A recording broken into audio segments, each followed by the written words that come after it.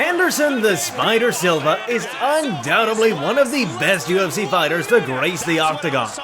Let's not dally around and get straight into the anomaly known as Anderson Silva, starting out with number 10, from burgers to fighters. There's no doubt that Anderson the Spider Silva has come a long way from his humble beginnings. For a man so humble and universally liked, it can only make one wonder about all of his experiences. Don't worry, we're here to shed some light on it for you. Before signing up with the UFC, or even beginning his MMA career for that matter, Anderson Silva used to work at a local McDonald's to support himself through poverty.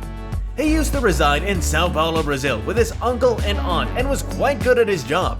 Well, if you consider his efficiency, not much has changed with the Spider over the years.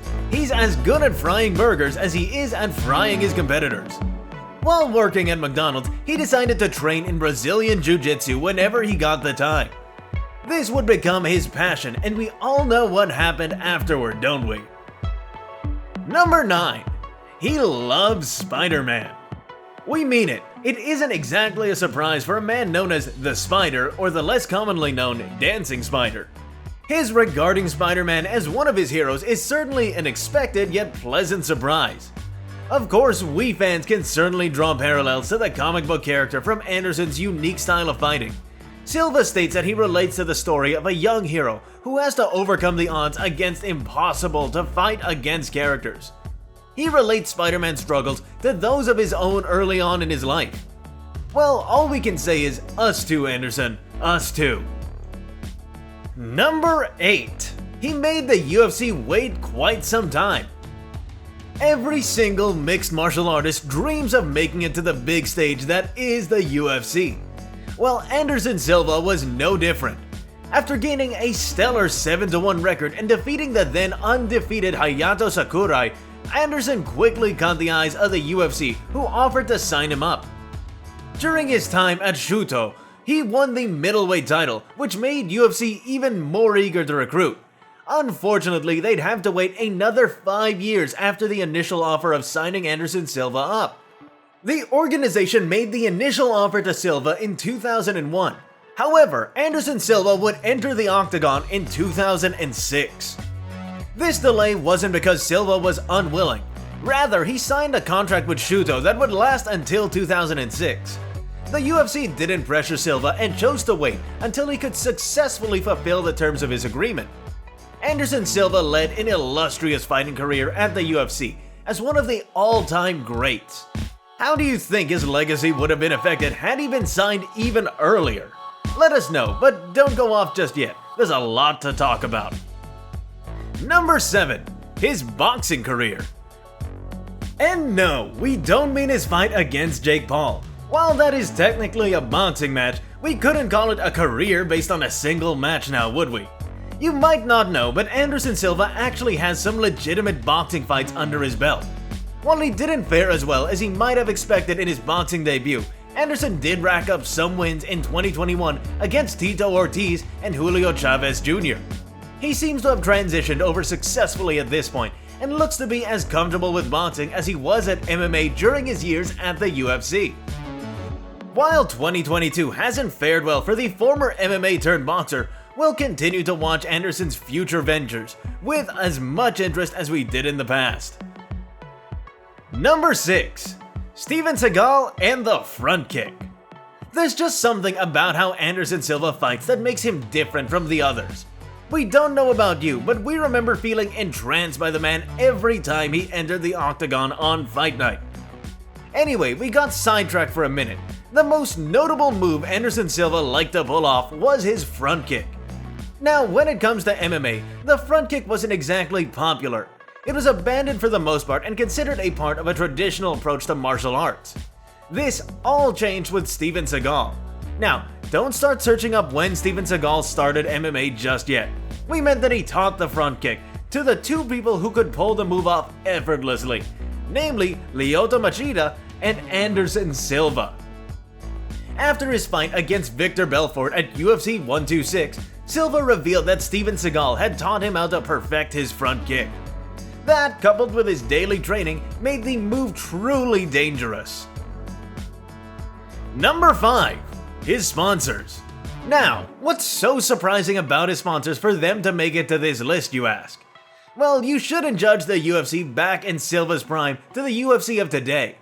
Back when Silva was knocking fighters out left and right, major sponsors within the UFC were very hard to come by, even for dominant champions. Anderson Silva, however, was the odd one out of the lot. In fact, many argue that Silva was the catalyst that prompted major companies to step into the organization and offer sponsorships to the fighters. Anderson Silva was very popular back in his prime, which led to him being sponsored by business hegemons such as Nike and Burger King. Interestingly, his close friendship with Cristiano Ronaldo, the soccer superstar, also led him to land a sponsorship at Nine, a major sports marketing team.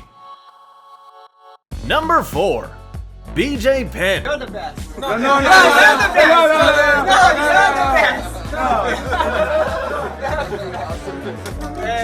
best. Many people, including us, consider Anderson Silva as one of the best ever to grace the game. Silva himself, however, seems to think otherwise. Silva believes that the best ever to enter the Octagon is BJ Penn. This isn't just a one-time thing. Silva has expressed his admiration for Penn and his fighting style numerous times throughout his career. It is safe to say that he isn't budging from his opinions anytime soon. However, he doesn't just stop at naming Penn as the best fighter. He also claims that Penn is the best pound-for-pound fighter in mixed martial arts.